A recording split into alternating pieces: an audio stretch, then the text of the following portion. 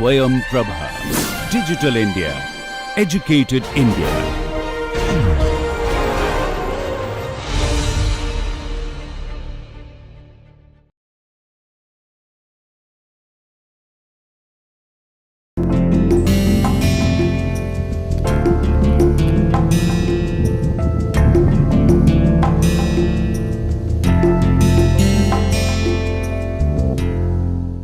I've been getting some message that we are using lot many mathematics into it. But dear friends, honestly speaking, I'm trying to see that not too much of maths, etc. is used. More importantly, I'm trying to see how physically we understand what is happening or what is the physical interpretation so that we get the holistic view of the whole airplane performance. And that is why whenever I am writing some expression, you will find I'll be repeating those expressions, try to add more physical insight into this. Once you understand that, maths is not that difficult and you can correlate. If you see my last lecture, we have derived a relationship delta E required equal to minus Cm naught by Cm delta E plus minus dCm by dCl by Cm delta E into Cl trim.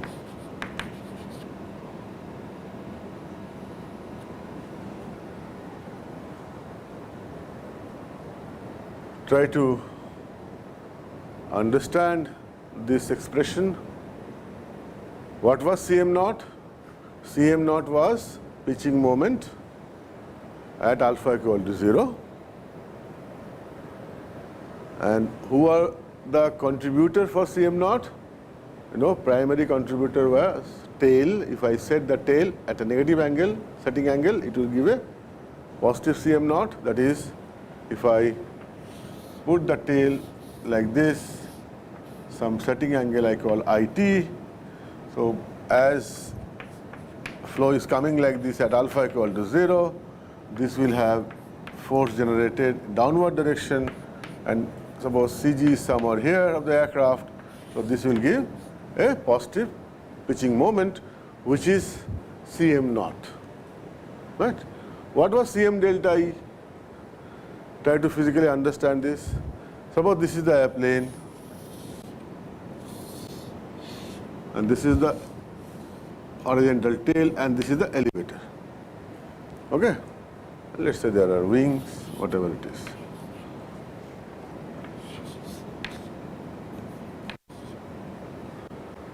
What is delta E? Delta is the elevator deflection. And how do we define delta E? Sign convention wise?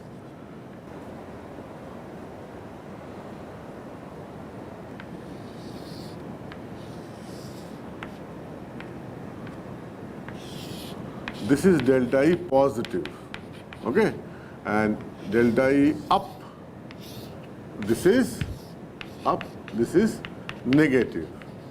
This is the convention, okay? And this is generally, you'll see, it is also denoted as down, D and down. So now tell me, if this is the horizontal tail, which is here, if I have deflected this downward, so I know delta E is positive by sign convention. What this delta E will do? This will change the camber of the horizontal tail, so there will be additional lift because of this at alpha equal to 0, and this lift will give moment about CG in a nose down manner, that is, it will go pitch down. So what is the sign of this moment?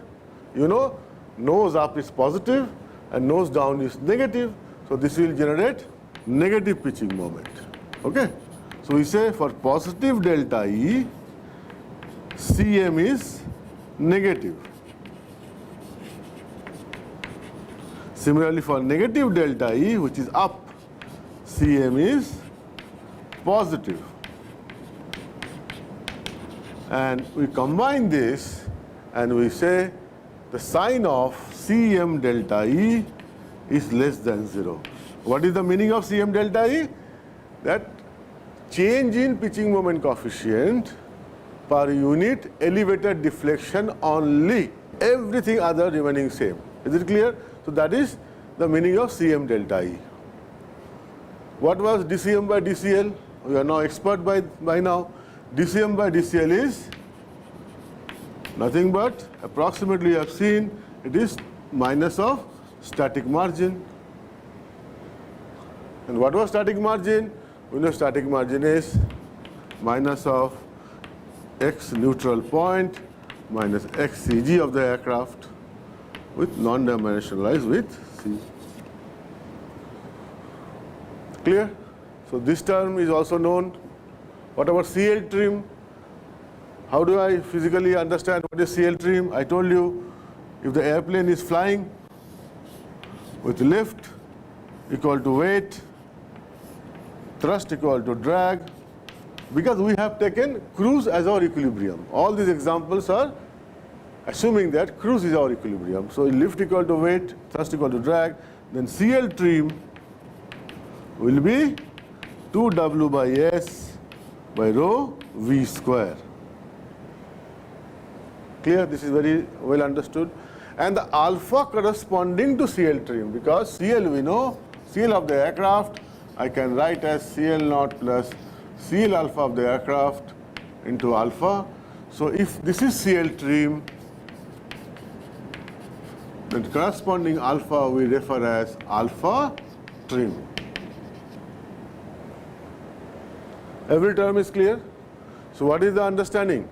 If I want to fly at a particular CL trim, if my question is how much elevator I should deflect, what I need to know, what is the static stability margin of the airplane?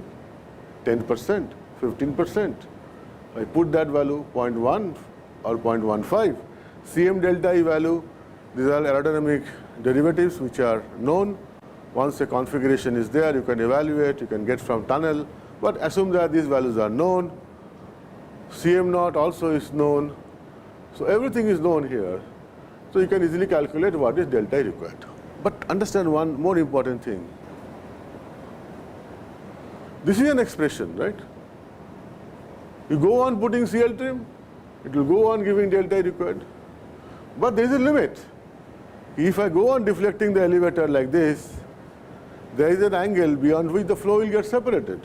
So it will not generate lift at all, or very small lift, more drag, which the flow gets separated. So that is the point where you say elevator is not effective. So we need to know, we need to constrain this. You say, oh dear friend, I have a limitation, so I can only control it to my best strength. So it cannot be any CL trim, it has to be a limited CL trim. This is one question. Second thing is very important, please understand this carefully. Now try to visualize the connection between control and static stability. So if I ask you, which part is our control part here? Naturally, control is the elevator.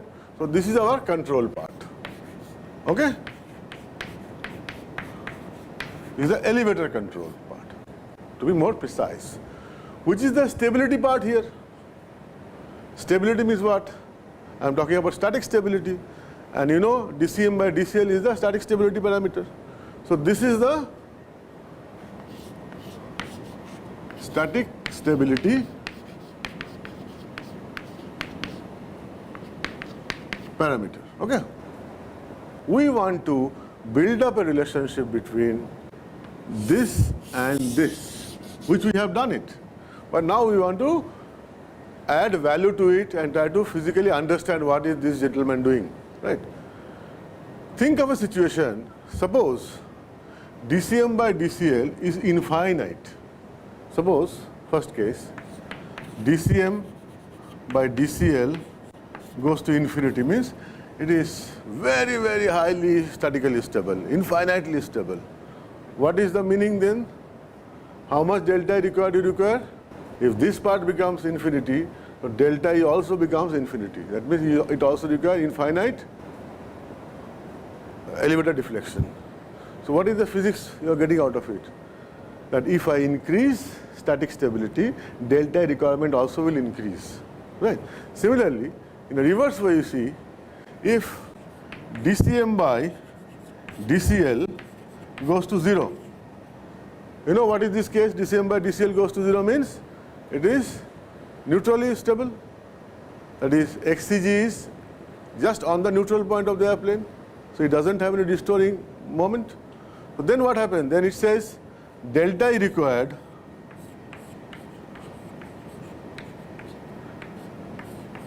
just minus Cm naught by Cm delta E.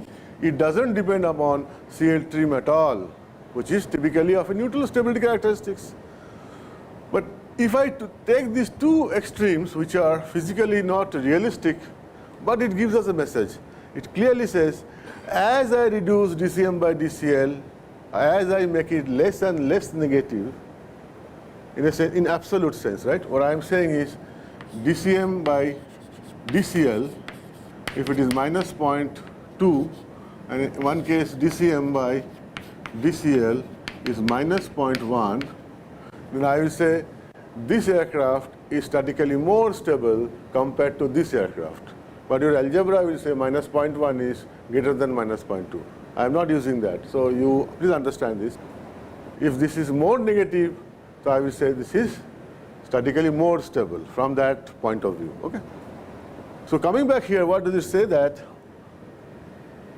if I go on reducing the static, that is, I go on taking the xCg of the aircraft closer to neutral point, then the requirement for delta E also will reduce, which we have seen. Just a few minutes back we did that. Suppose this is the aircraft at xCg1, and this is the aircraft at xCg2, which is statically more stable. Definitely, if I call it 1 and call it 2, which is having more negative slope at the trim at this point. Definitely, this one has more slope, more negative. So you could see that if I want to trim anything here at this point, this configuration requires elevator deflection to neutralize this much of negative moment, pitching moment. But if I am using aircraft with a CG configuration so that static stability is so high, then it requires elevator deflection larger, because this negative moment to be neutralized is larger because it is statically more stable. So whatever we have understood there, this expression tells us exactly the same thing. Is it clear? Okay. Now in textbook you will find this is represented as delta E naught plus d delta E by dCl trim into CL trim. So you could easily see that d delta E by dCl trim is nothing but this term. Okay? And before I go to this, let us see the signs. Cm delta E, you have seen the sign is negative. dCm by dCl for a statically stable, it is negative. So this is negative, negative, positive, and this negative sign sitting here. So sign of this is negative. Okay? What is the sign of delta E naught? You could say Cm delta is negative, Cm naught is positive. So this is negative, negative, positive. This sign is positive. This is clear? So let us try to physically understand or develop some feel closer to the pilot who will be able to understand rather than going into all these equations, etc., etc. Let us draw this. Delta E versus CL trim. Please understand, we are not plotting delta E versus CL. We are plotting delta E versus CL trim. What is the meaning of that? That should be very, very clear in your mind. Suppose I was flying here. This is Cm versus CL graph. I was flying here, 0.1, 0.2, 0.3, 0.4. what we are trying to tell delta E by DCL trim is, when I am changing trim from 1 to 2, how much is delta E required? When I am changing trim from 2 to 3, how much delta is required? So it is the change in the CL trim, not in the CL. Okay? That should be very, very clear. So if I plot it, let's say this is for XCG1. You could see here that this value is positive, so you have a positive intercept here for CL trim to be 0, and the slope is negative. Slope is negative. Now how the slope will change? What is the slope?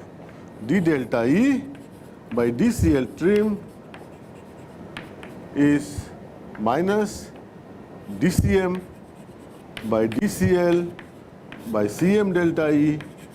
So you could see that if I assume CM delta E to be constant, it doesn't change with CG location, then I can see that as CG is going aft, CG is going towards neutral point for a statically stable airplane, DCM by DCL value will become less negative. Okay? So the D delta by DCL trim also will become less negative as far as slope is concerned. Is this part clear? If this is constant, as the CG is, as XCG is going towards neutral point, that it is becoming lesser and lesser statically stable, then this value will also become lesser and lesser in negative number. Okay? Minus 0.1 to minus 0.05, like that. So your slope of this also will become lesser and less negative. So if it is XCG1, then for this is XCG2, where I am saying XCG2 is aft of XCG1, that means XCG2 is behind, it's closer to neutral point. Now from here you could see again that if I want to trim this aircraft for a particular CL, and if I have got this CG configuration, then I have to give this much of elevator deflection, directly elevator required. This is delta E required. Now think yourself, if I am changing CL to another new CL, which is more than the CL where you are actually flying in this case, that means in CM versus CL graph, you have to connect it. Then you will understand very well. CM versus CL graph, it is like this. So this point is this point. Now you want to fly at this point, some other point you want to fly. This is what happens. This much of negative pitching moment will be generated. So to counter that negative moment, pitching moment, you have to give or generate positive pitching moment. And how will you generate positive pitching moment? By giving elevator, how? Elevator up, isn't it? Elevator up will give us positive pitching moment about CG. So from here I understand that if I want to fly from CL to a new CL which is more than the CL at which I was flying, I have to ensure that elevator deflection is positive because it has to counter this negative CM. And what I am getting here? Here also I am getting negative delta E. And what is negative delta E? Negative delta E by convention is delta E up. Clear? Now see, if I want to change CL from a particular CL to this CL for aircraft having XCG1, which is very highly statically stable, then so much of delta E up I have to give.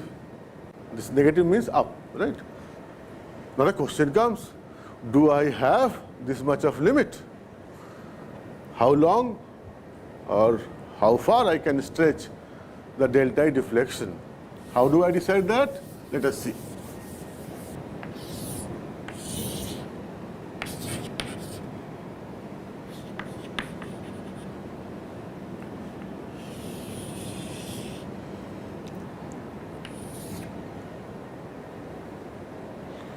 From delta requirement point of view, I am only talking, okay? You can generate infinite such number of CL trim I can fly.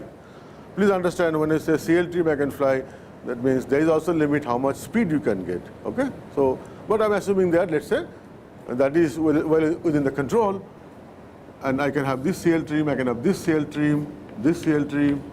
But how much? The question is this. So how it is done? You should know what is the limit of elevator which can be deflected, because beyond that the elevator will lose its effectiveness. So that number, let's say delta E max, and we draw a line like this. Okay? Once you draw a line like this, and once you have delta versus CL trim, it clearly tells you you cannot go beyond this CL trim. So this is the CL trim maximum. Beyond that, if CL trim is here, I cannot manage it with the elevator. So this typically delta E max value for a conventional airplane, it is between plus minus 15 to plus minus 25 degrees. But there are methods to increase this by adding some add-on system, right? Okay. So I hope now the pilot is seeing this graph delta E versus this CL trim, and pilot knows I have to fly at this speed. Suppose CL trim is given to him, he knows correspondingly for that altitude what is the speed he has to fly for maintaining lift equal to weight. So from this CL trim, he knows how much elevator up he has to maintain to go for that maximum CL trim. And he has every intermediate point and he understands. But the designer should ensure that the solutions are available, so that pilot by iteration, he can find out that solution. Okay? Thank you very much.